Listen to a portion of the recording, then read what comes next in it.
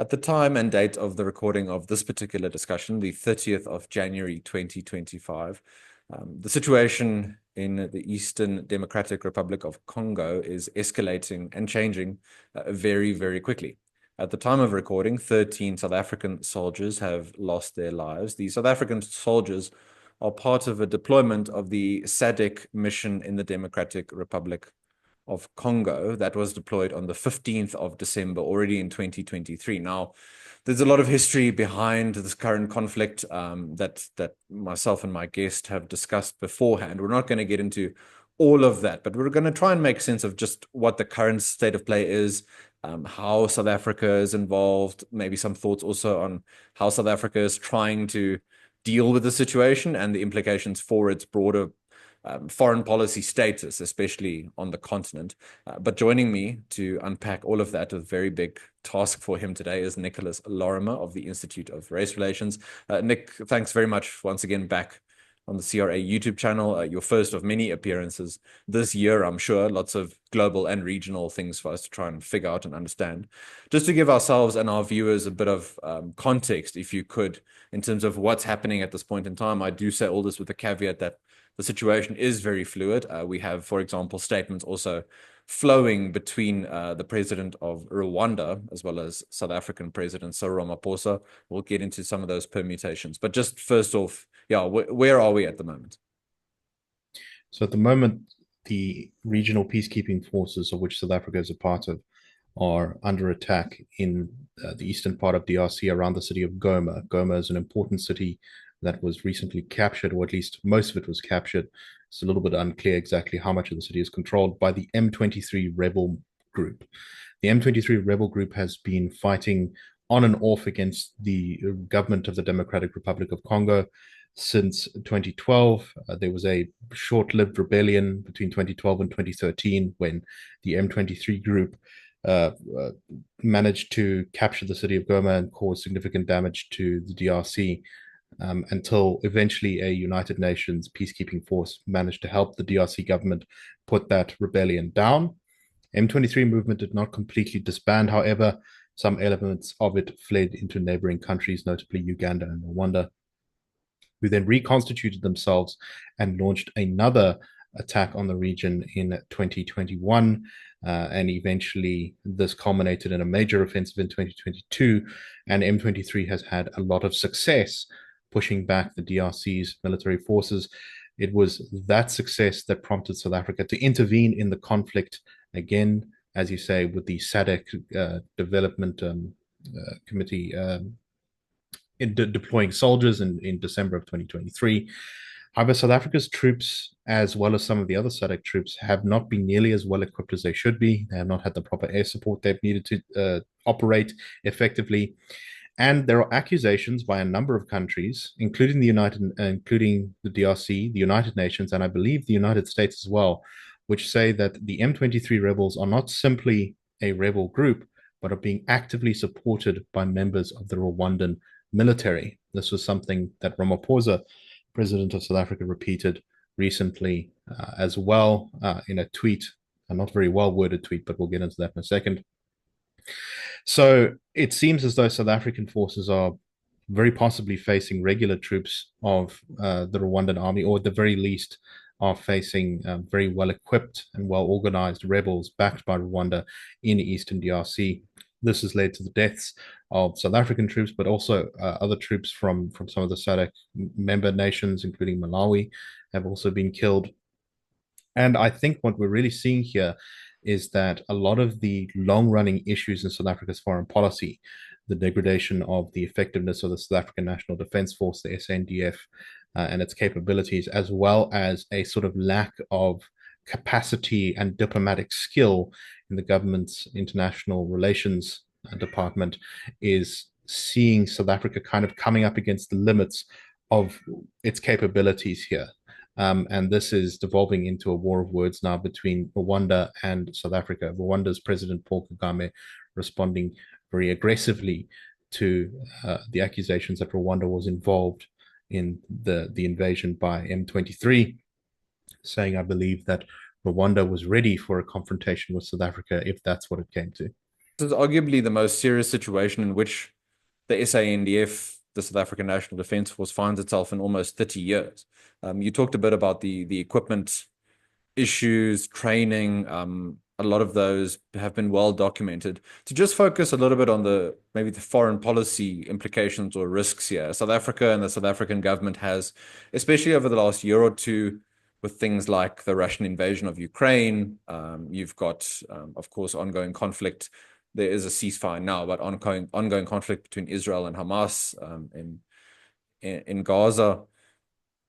You've got South Africa putting itself forward into some of these global matters, but in terms of its immediate region, I think often not fronting as it should, talking about things like quiet diplomacy and wanting to, quote unquote, negotiate in the background. So just zero in for us a little bit on how the government has handled that aspect of what is going on, and perhaps what could the biggest implications or risks be if it doesn't capacitate itself well enough, which, while I say that, is not going to happen overnight. So maybe the horse is already bolted in that regard.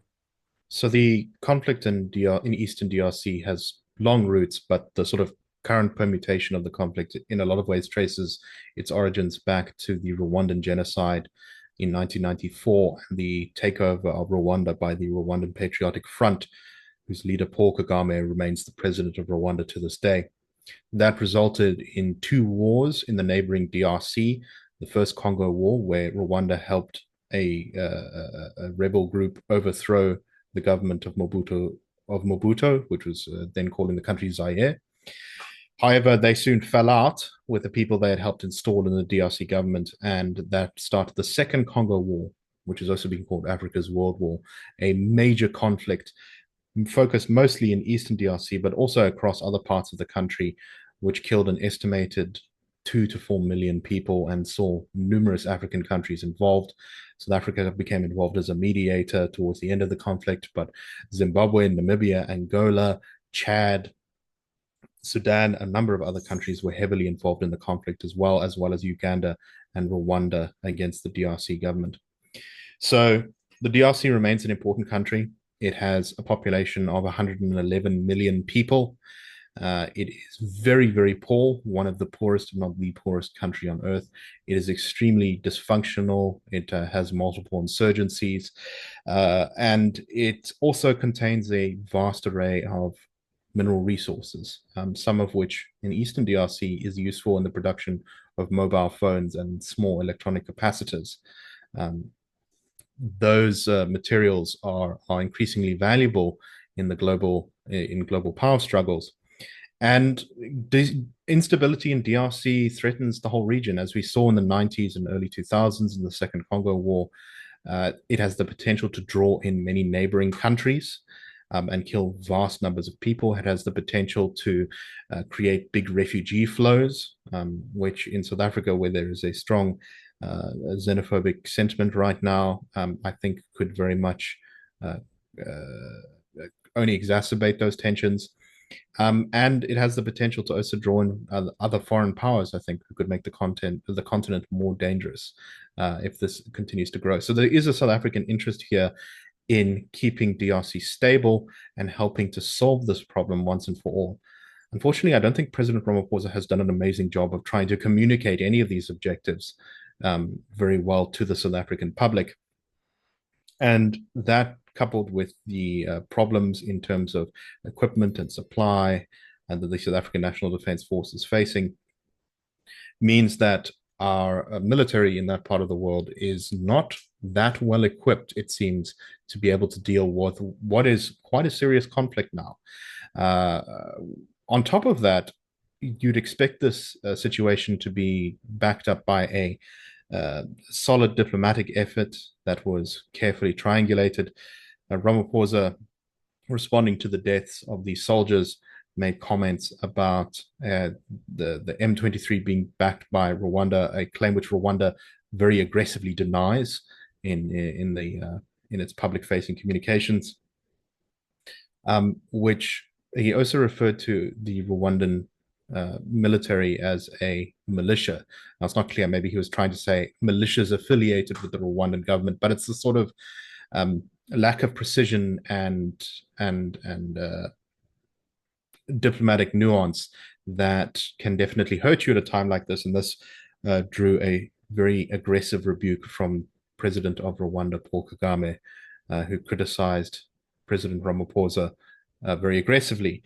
So tensions have already essentially flared up into what is an undeclared state of war between the DRC and Rwanda at this point. The DRC has effectively cut off relations with Rwanda in relation to this conflict.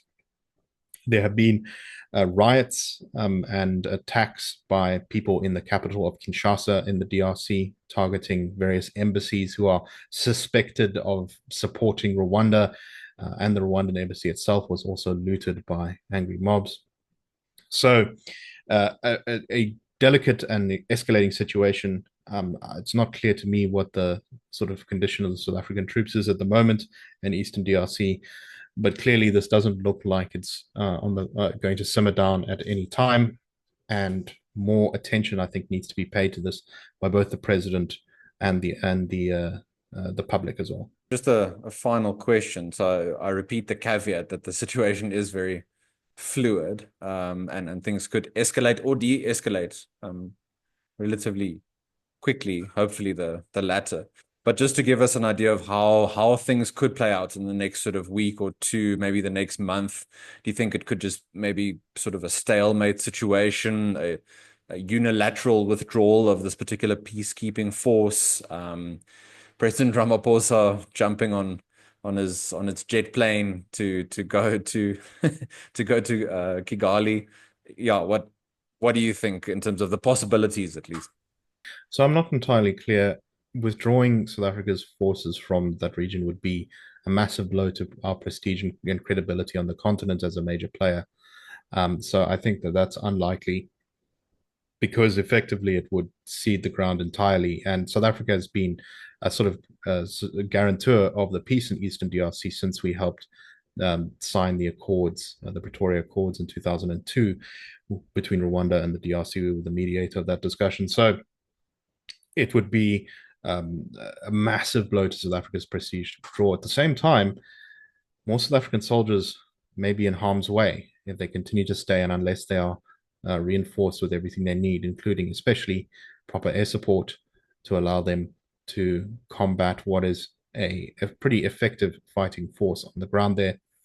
There also perhaps needs to be more foreign attention and involvement. South Africa should perhaps be lobbying other countries around the world to get them to put pressure on Kigali to step back from escalation here.